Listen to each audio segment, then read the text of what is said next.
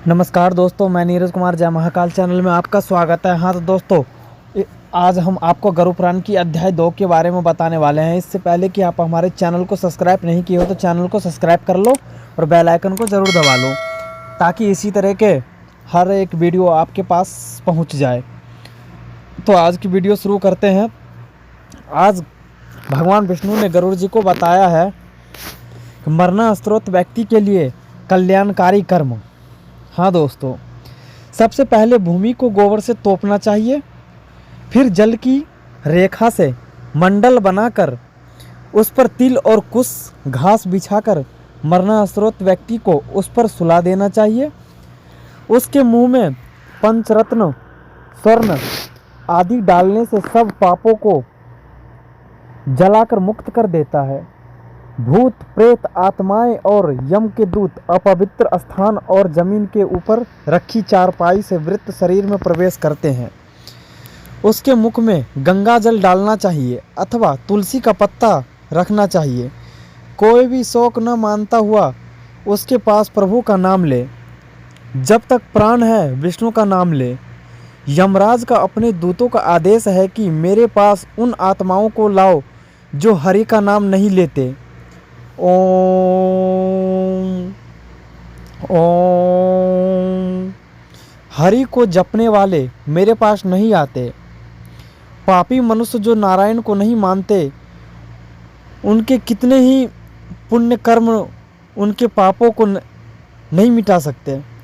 हे गरुड़, जाने या अनजाने में मनुष्य जो भी पाप करते हैं, उन पापों की शुद्धि के लिए उन्हें प्रायश्चित करना चाहिए। शास्त्रों में 10 विधि स्नान, चंद्र यात्रा, व्रत, गौदान आदि का लेख किया गया है। यदि मनुष्य उनमें क्षमता के कारण सफल ना हो रहा हो तो कम से कम चौथाई प्रायश्चित अवश्य करना चाहिए। तत्पश्चात 10 महान दान गौ, भूमि, तिल, स्वर्ण, घी, वस्त्र, गुड़, रजत, लवण इनका दान करना चाहिए। यह पाप की शुद्धि के लिए पवित्रता में एक से एक बढ़कर है। यम द्वार पर पहुंचने के जो मार्ग बताए गए हैं वह अत्यंत दुर्गंधिक, मवात, रक्त आदि से परिणाम व्याप्त है। अतः इस मार्ग में स्थित वैतरणी नदी को पार करने के लिए वैतरणी गो, जो गो सर्वोग्य में काली हो और जिसके धन भी काले हो, वह दान करने चाहिए। यह सब उत्तम प्रकृति वाले ब्राह्मण को देना चाहिए। पद्म दान का महत्व। छत्र, जूता, वस्त्र, अंगूठी, कमंडलू, आसन पात्र और भोजन पदार्थ, यह 8 प्रकार के पद दान है। तिल पात्र, घृत पात्र, सैया तथा और जो अपने को इष्ट ही देना चाहिए।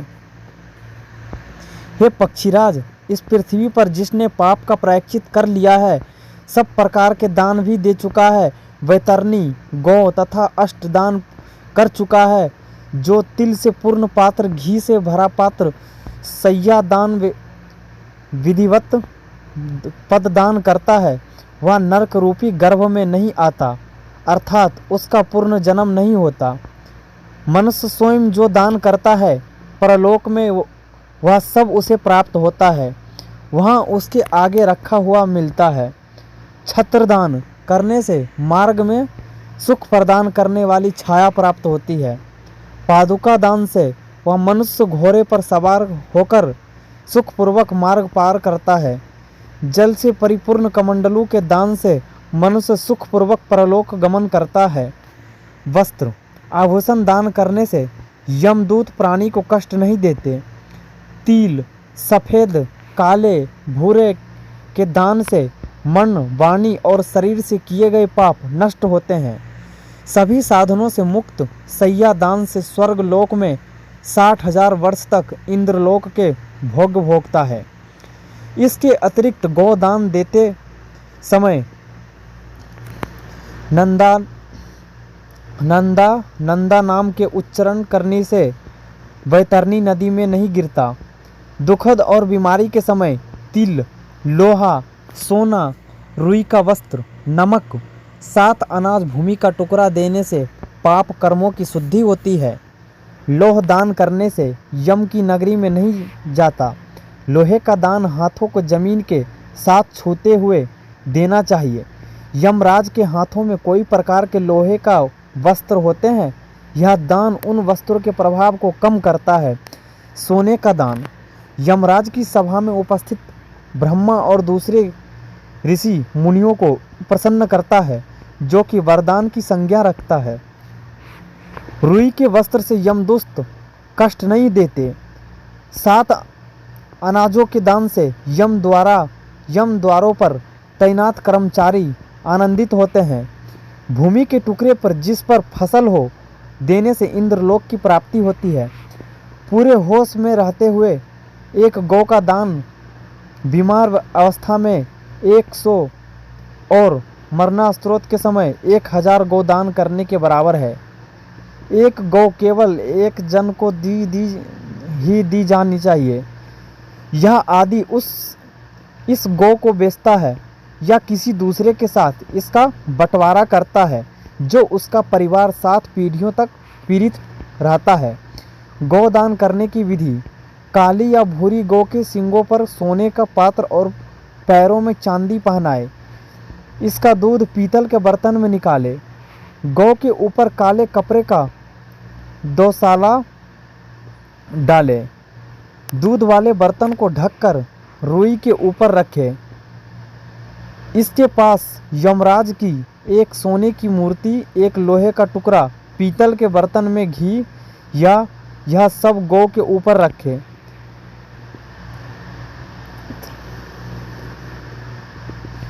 गत्रे की पैरियाओं के रेशम की डोर से बंधा एक फट्ठा बनाकर धरती में एक गड्ढा बनाकर पानी से भरे और फट्ठा को उसमें रखे। गौ की पूंछ पकड़कर पैर फट्ठा पर रखकर ब्राह्मण को दान दक्षिणा नमस्कार करके मंत्र का उच्चारण करते हुए भगवान विष्णु के नम्र प्रार्थना करके कि ही प्रभु, आप सब प्राणियों के दाता, रक्षक और कल्याणकारी है। आपके वर्णों में यह उपहार भेंट करता हुआ वैतरणी नदी को नमस्कार करता हूँ। हे गौमाता, आप देवी शक्ति के रूप में मेरे पापों का खंडन करें। फिर हाथ जोड़े हुए यमराज को गौ की प्रतिमा में देखते हुए इन सब के गिद्र एक चक्कर लगाकर ब्राह्मण को दान में दे। गोदान के लिए शुभ समय स्थान: सभी नहाने वाले पवित्र स्थल, ब्राह्मणों के निवास स्थान, सूर्य चंद्र ग्रहण, नए चांद वाले दिन। थोड़ी संपत्ति, धन अपने हाथों से दान में दी हुई का प्रभाव सदा ही रहता है। धन संपत्ति, पत्नी, परिवार सब विनाश होने वाले हैं, इसलिए पुण्य कर्मों को संचित करो। पुण्य दान छोटे बड़े से मेरे को कोई फर्क नहीं पड़ता। लालच के कारण जो पापी लोग बीमारियों में पुण्य दान नहीं करते, वह सदा दुखी ही रहते हैं। पुत्र, पौत्र, भाई, बंधु, मित्र जो मरणास्तुत व्यक्ति के लिए दान पुण्य नहीं करते, उन्हें ब्रह्महीन हत्या का पाप लगता है। इन्हें बताए गए सभी प्रकार के दानों में प्राणी की श्रद्धा और अश्रद्धा से आई हुई दान की अधिकता और कमी के कारण उसके फल में चेष्टा और लघुता आती है। भूमि पर बने इस मंडल में ब्रह्मा, विष्णु, रुद्र, लक्ष्मी तथा अग्नि देवता विराजमान हो जाते हैं, अतः मंडल का निर्माण अवश्य करना चाहिए। मंडल ब्रह्महीन भूमि पर प्राण त्याग करने पर उसे अन्य योनि नहीं प्राप्त होती। उसकी जीव आत्मा वायु के साथ भटकती रहती है। तिल मेरे पसीने से उत्पन्न हुए हैं। इसका प्रयोग करने का असुर दानव दैत्य भाग जीते हैं। एक ही तिल का दाना स्वर्ण के 32 शेर तिल के बराबर है। कुश मेरे शरीर के रोमों से उत्पन्न हुए हैं। कुश के मूल में ब्रह्मा, मध्य में विष्णु तथा अग्रभाग में शिव को जानना चाहिए। इसलिए देवताओं की त्रापति के लिए मुख्य रूप से कुश को और पितरों की त्रापति के लिए तिल का महत्व है। हे पक्षी श्रेष्ठ विष्णु एकादश व्रत गीता, तुलसी ब्राह्मणी और गौ, यह 6 दुर्गम आसार संसार में लोगों को मुक्ति प्रदान करने के साधन है। अंतिम सांसों में ओ गंगा भागवत गीता के श्लोक अथवा हरि का नाम जपने से मंगलकारी होता है। मृत्यु काल में मरना स्त्रोत के दोनों हाथों में कुश रखना चाहिए। इससे प्राणी विष्णु लोक को प्राप्त होता है। लवणासुर पितरों को प्रिय होता है अथवा स्वर्ग प्रदान करता है। उसके समीप तुलसी का पेड़, सालग्राम की शिला सभी पापों की नष्ट करती है। भी लाकर रखे। जिस घर में तुलसी स्थल बनाकर तुलसी की पूजा होती है वह एक पवित्र नहाने का स्थान माना जाता है और यम के दूत वहां नहीं आते। इसके बाद यथा विद्वान सूतकों का पाठ करना चाहिए। ऐसा करने से मृत्यु मुक्तिदायक होती है। शक न मनाते पुत्र को सर मुंडवा कर नई वस्त्र धारण कर अपने प्रियजनों के साथ लाश को नहलाना चाहिए। इसके बाद मरे हुए व्यक्ति के शरीरगत विभिन्न साधनों में मुख, नाक के छिद्र, नेत्र, कान, लिंग, ब्रह्मांड पर सोने की सालखें रखे। उसके सब को 2 वस्त्रों में आच्छादित करके कुमकुम और अक्षत से पूजन करना चाहिए। घर की बहुरानी और दूसरों को लाश की गिद्ध चक्कर लगाकर उसे पूजन चाहिए और मरण स्थल पर चावल की खील लाई अर्पित करना चाहिए। ऐसा करने से धरती माता और दिव्य शक्तियाँ प्रसन्न होती है।